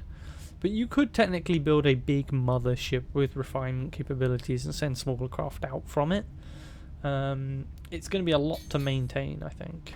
But yeah, definitely 100% possible, and I think it's something they do intend. But you do have the ability, well, will have the ability, it's not currently active, to build your own stations. So the entire point is you take an entire convoy out with you and your buddies, and you go build yourself a station somewhere else, far away, and no one can find it until they get there. One of the extra stations they've got in this game is the Empire Outpost. It's outside the safe zone, and once you've been there, you can see it from further away, but until you get close to it, you don't see it. So that's going to apply to quite a lot of stations. You're going to have to go there and know it's there first before you can go back to it much easier. So yeah, you're going to be able to set up your own station, then respawning will be easier. You'll have your friends living out the station, your clan mates, faction mates, and yeah, it'll be a hell of a lot easier that way. So I'm just going to jump back now to the whole Kenetor, question from our friend Furious Guy asking, are you going to make a summary video of your building the hauler? Probably not. I mean, just watch 3 hours worth of stream, mate. Yeah. I mean, the stream's good fun. There's lots of good questions, and I cover a good couple of points as well. But it would still be easily, if I refined it down to just building the upgrade part as a separate video, it'd still be like an hour long. And I'd rather do it for a stream and answer people's questions at the same time than just do it as a standalone video, because I guarantee hardly anyone will watch it because it'll be too long. People are much more willing to spend, an hour or two watching a stream and interacting than they are watching a standalone video for 2 hours. That's like a movie. Like, I gotta be in the mood to watch a movie. I'm certainly gonna not watch a tutorial for 2 hours. But, when you talk to each other and have some interaction, it's a little bit different. Question from Edward. Asking, do you know how big ships we will be able to build in the future? Biggest dev ship in the game currently is 115 meters long. That ship currently is out of action and does not work. Because the current limits are well below that. Ooh, question I really like here from Kale124.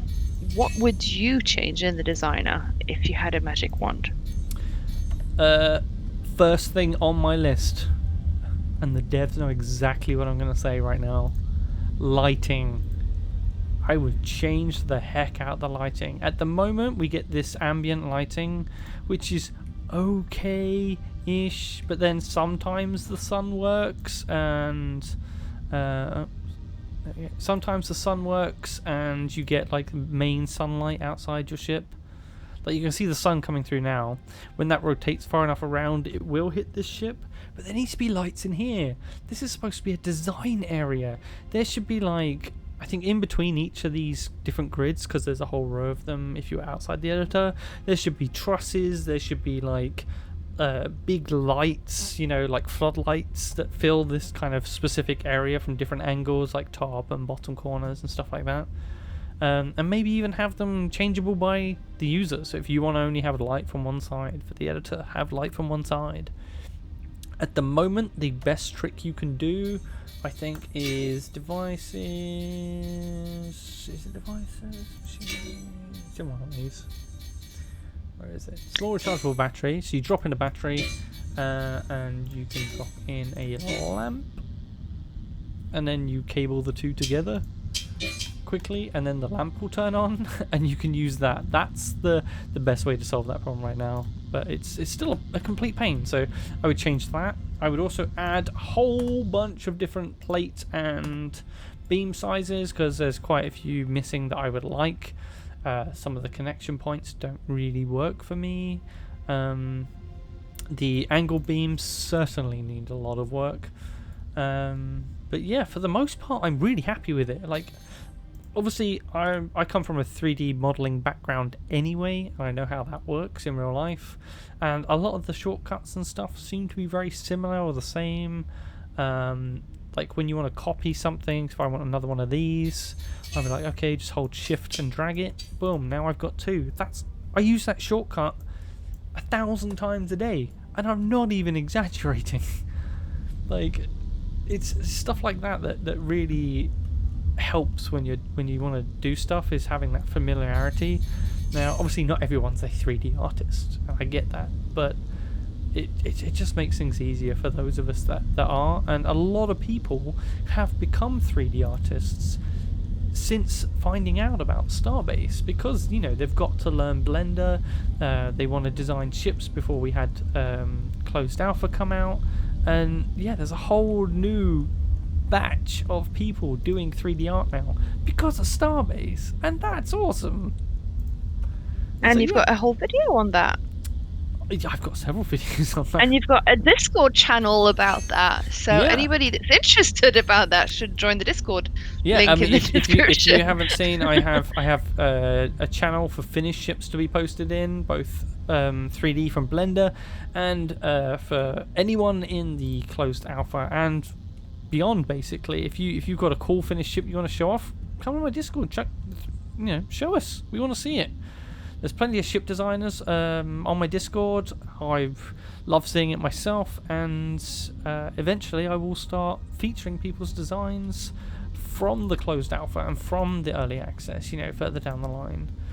Because, showing off good designs is important, and, I'd love to help people out there get some recognition for some of their ship designs, especially ones that are really, really awesome. Stuff that can really change the game. That's the sort of stuff I really want to put out there. But I'll happily show off, here's my kind of space bike because it looks cool. I'll happily put that on too. Right. So Silver X Snake is saying, Kenetor, I don't think one small propellant tank will last you longer than an hour on your K-ship. It doesn't have one small propellant tank. It has 4 medium propellant tanks, which will be more than enough. There's 2 at the bottom and 2 at the top. Do you know how the day and night system works in Starbase? Yeah, the sun goes behind the planet and it gets dark. Basically, the sun itself is attached. You'll have to forgive my British sarcasm on that first answer part. This is just how we do things over here. Obvious answers are obvious and all that, but yeah, no. The sun at the moment is, because we've only got this planet, and there's space is very big, so there's no real need to expand beyond this planet for the foreseeable future, like the next couple of months to half a year or whatever. So at the moment, the skybox has the sun on it and rotates around the planet. And the planet is kind of the center of the universe right now. But later what on, that may change. If they bring in other planets, there could be orbital mechanics and stuff like that. But right now, it's on the Skybox.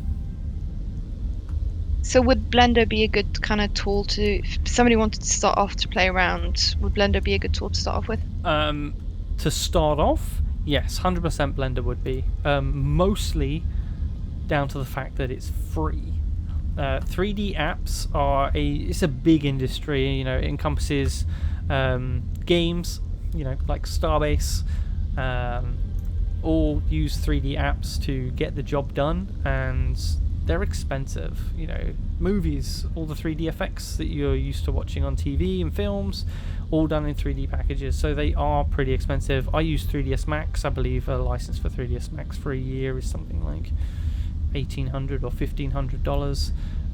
It's certainly not cheap. Obviously I use my work license, so I don't have to pay for it, but you know, that's my job.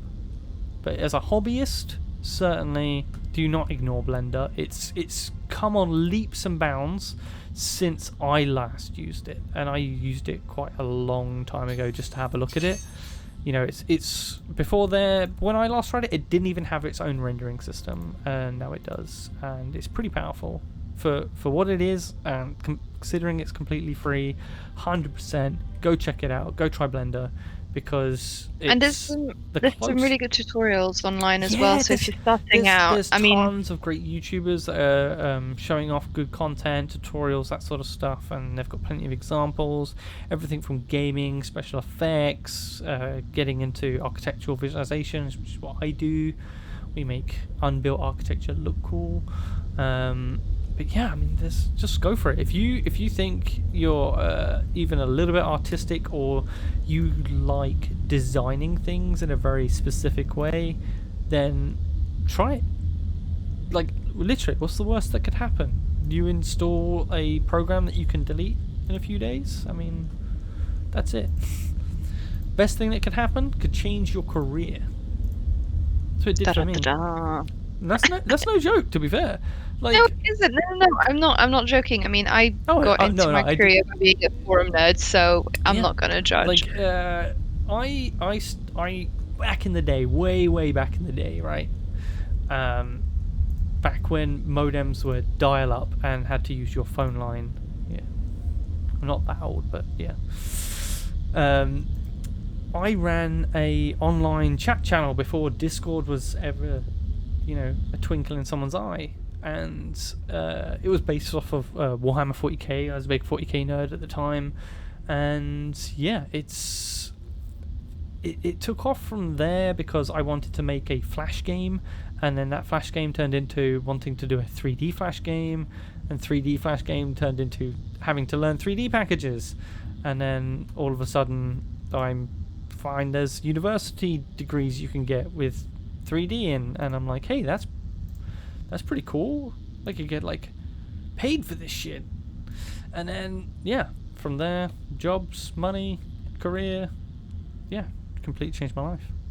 Just from boing. A hobby, yeah, boing, as we say in Astroneer. But yeah, completely changed my life in terms of how I thought my career would go, or what I didn't even know what I wanted to do.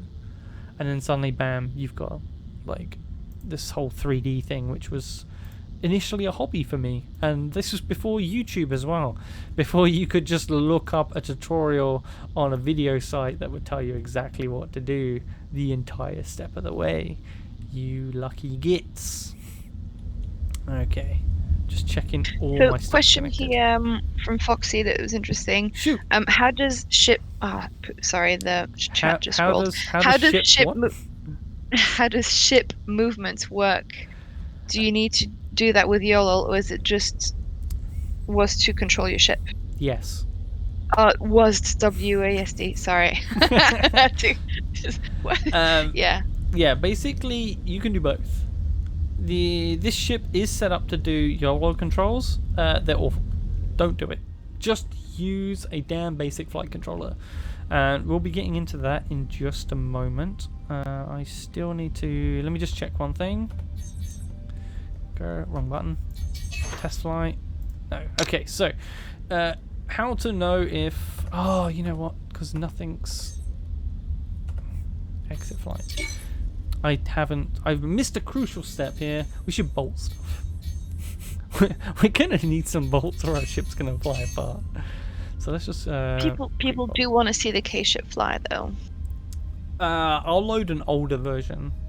Alright. I did show it off in the other stream as well, though. Yeah, and it was awesome. It was pretty cool. Okay, so...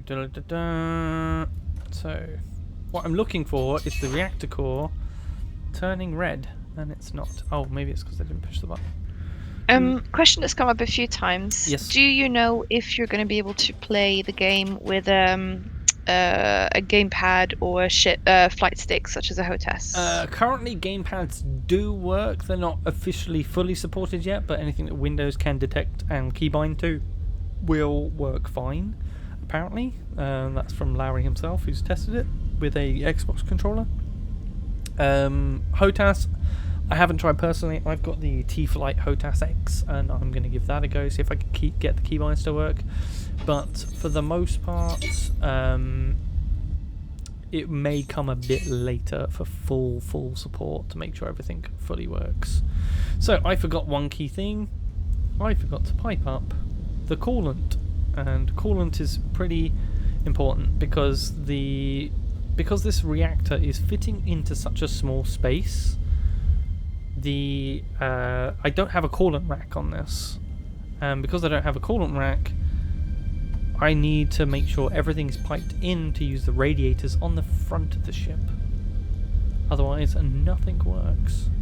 Also helps if I connect the wires to make sure that works. Right, let's see if that works. So, Dimitris is asking, if you put the thrusters first and then the cable after the cargo box, wouldn't it be easier to build the ship? Like do all the cabling and then put the cargo, then put the engines on? Yes and no. I mean, you can fly through your ship anyway in the editor, so to me it's not an issue. But sometimes cabling and piping will depend on where other things are. So, for instance, how to do this? Let me just grab one of these, right?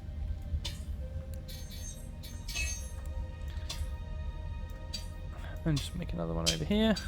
Say I pipe, there's a pipe running to both of these, right? And to make things easier, I will have this pipe be, this would like run off this way somewhere, and this would then run into this one to here. And you've piped all that up, but then halfway through your design you're like, you know what, I can fit another row of these cargo crates, let's put them in. And you go up and it's like, okay, that's not snapping. Okay, fair enough. Sometimes it doesn't always work with multiple snaps, so we'll try snapping just this one. And still no snap. Why? Because this cable is stopping it. And if I delete it, that will prove it. Just get rid of that, and then go back to movement. Now it snaps.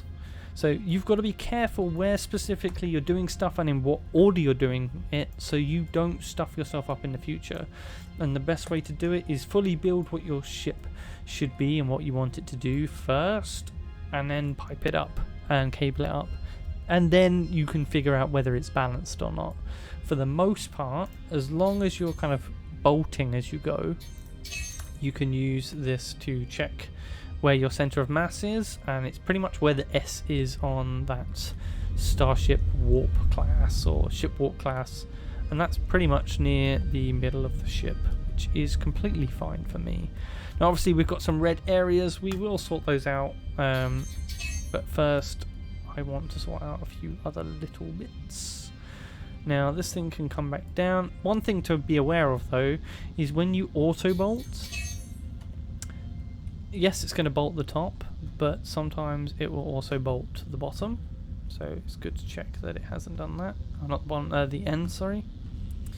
So if we go between our two things here, that is going to kill us, because we won't be able to replace the tank if we've got these bolts in the ends and here as well. Now this you can just about take out from outside of your seat, which is fine, but those back ones, I had that problem because I used auto bolt without being very careful with it. I had to take off this panel, which thankfully didn't have any cables attached to it, and I could stick my head just about far enough through to make sure that it worked. But you know what, I'm not unhappy that I did it wrong, because I learned from it, and that's what you really want to make sure you're doing with your ships. Learn from your mistakes, make the mistakes, because you won't make that mistake again.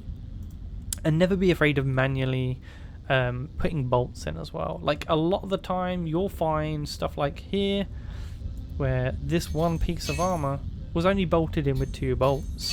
Feel free to come back and be like, actually no, I want 4 bolts in my plates because it's better for durability, and you'll get a better overall durability for your ship. And if you hit something and it knocks off 1 bolt, it won't fly off because it's still got 3 others. So that sort of stuff is really important. Now, let's now I know the reactor's working, I can chuck that back onto here as well. Is that squared off? So Kenetor, Yep. Furious Guy is asking, if I don't have access to this CA but I want to design ships, I do know Blender. Do you know if there are any packs including beam engines, etc.? So if I'm not mistaken, you had put together a small download package. Yeah, there's a couple of packs available. The devs themselves released a beam pack for us. Not every beam is in there. Secondly, I released some higher res models of the thrusters, the 3 different thrusters, box, triangle and maneuvering. I released those as good detail 3D models, and then there's a guy called Okim. He's also done mods for space engineers in the past, and you will no doubt see him on this channel again because I've already featured some of his ships. But yeah, he has released a low poly pack that he made in 3ds Max, because he's also another 3ds Max user. And I tried to undo, so oh god, undo being broken is actually a really bad thing, really bad. So let me just save this again and we will quickly reload it.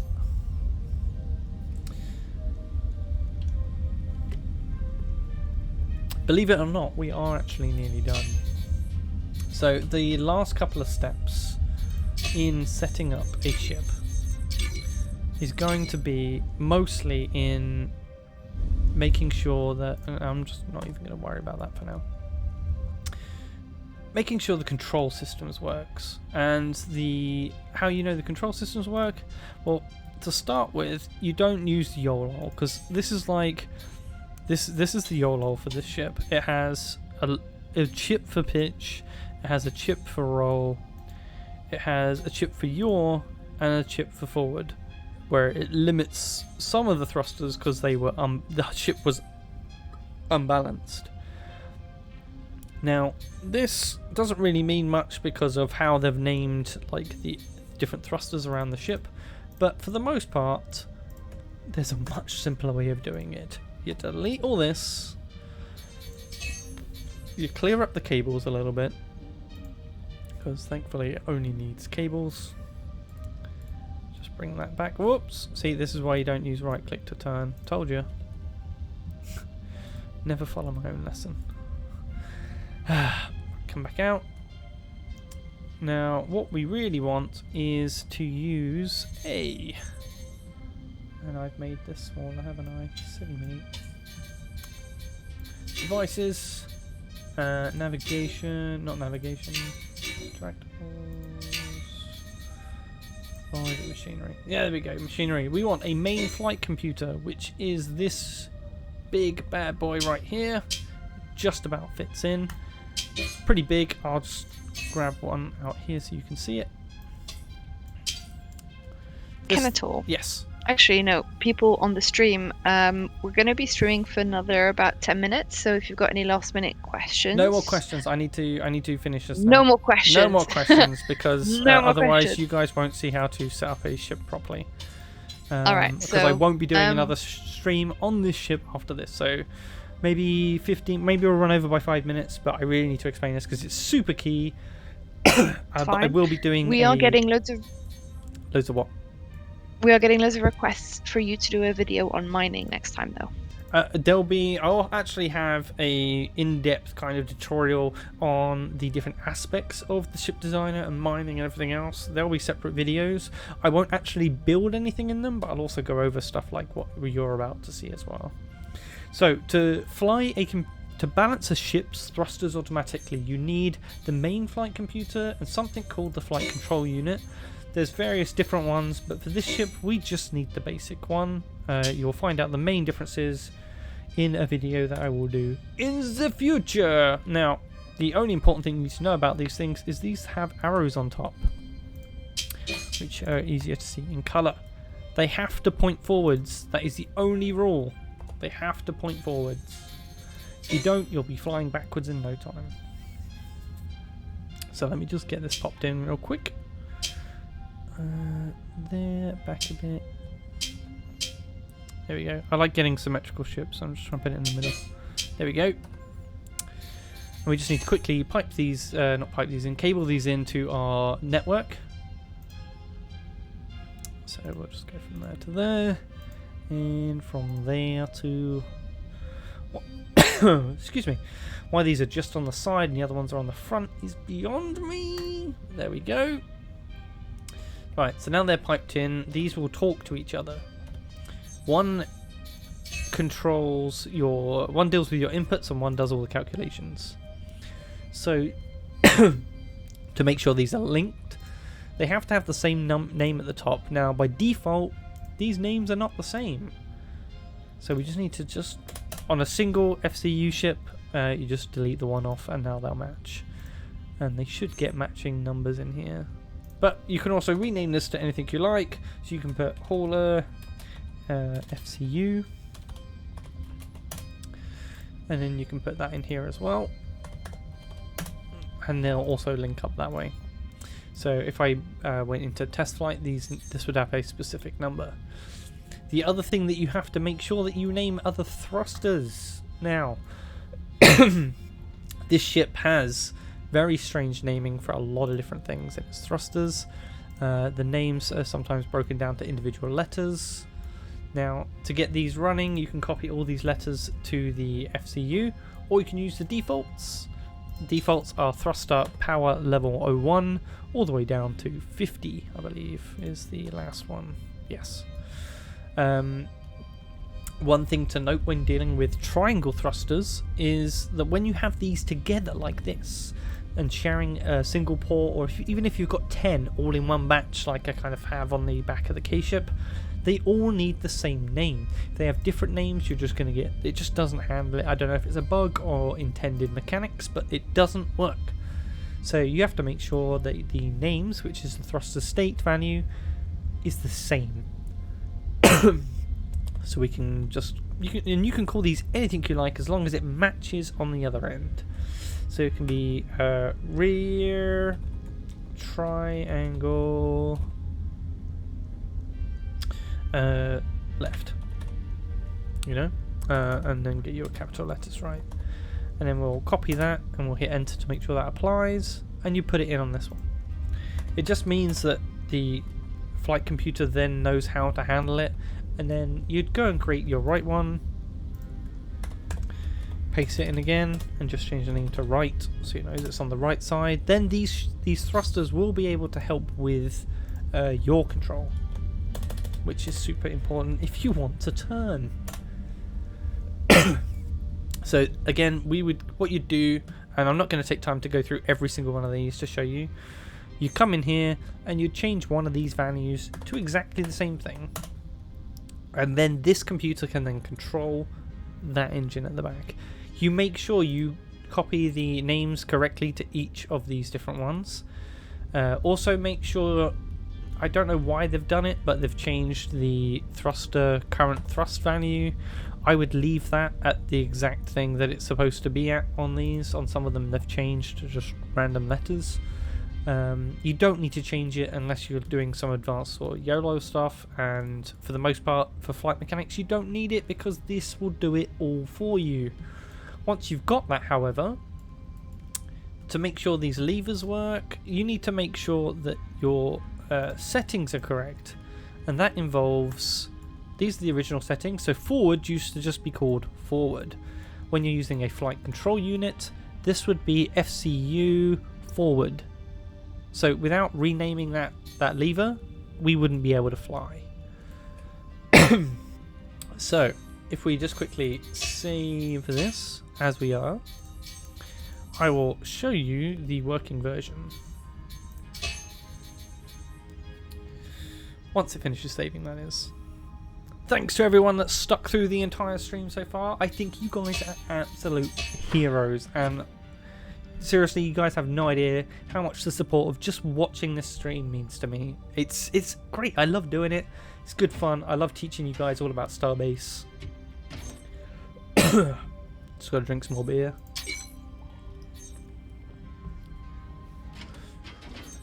Hauler Plus is now my main ship as well, for anyone wondering. Here she is. This is outside the editor now, just in the editor space. This is the button that I made for the extra fuel for that switch to work. And here we go. This is live in the main station. This is not a test flight. This is actually flying around. Normally there's people hanging around outside the station. Let's see if we can find someone. Maybe, if we're lucky, we can find another hauler. What the hell? Oh, that one's damaged. Someone else has got to have one. Let's have a look. Looks like an urchin there. What have we got here? Oh, Fright Geek. Yeah, this was one of the guys I was talking about earlier, actually. So I park up next to him. Check this out, right? This guy's ship, I love the design. I love the kind of old school trucker vibe that it's got going on. But down this, we've got what? 4, 8, 12, 24 crates, 4 box thrusters, so it's probably a little bit faster than mine.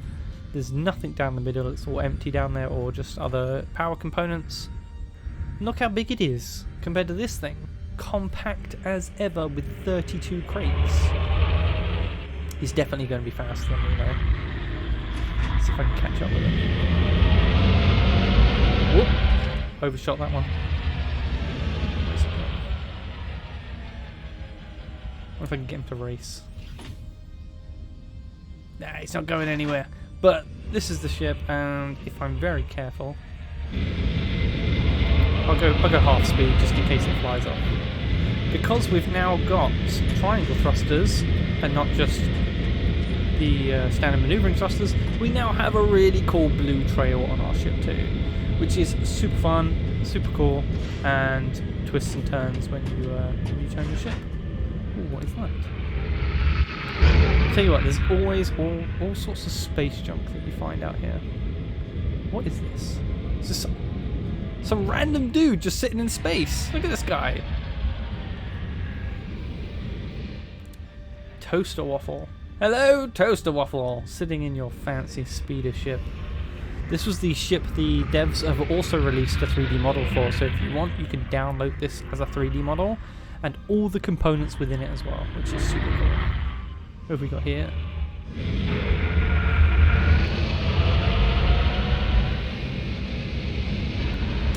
Looks like they're having a secret back alley space deal, so I'll just leave them to it and get back to the station. But that is it. You've seen all the steps you need to completely make your own Hauler Plus. If you can't be bothered to make your own blueprint of the Hauler Plus, I will sell it to you if you get in game for 1 stack of corrosive. If you're in game, you'll know how expensive that is, but I already have had a person buy it, so it is good value. You can get a lot of ore in this thing, and it's only 1.7 million credits to buy it. So, I thank you for watching, and I will see you in the next stream. If I don't crash my ship. Yeah, don't crash. Thank you everybody for thank you all contributions for in the chat. And we'll see you in the next one. Bye. Thumbs up if you enjoyed. Hit that like button. And share it with your friends.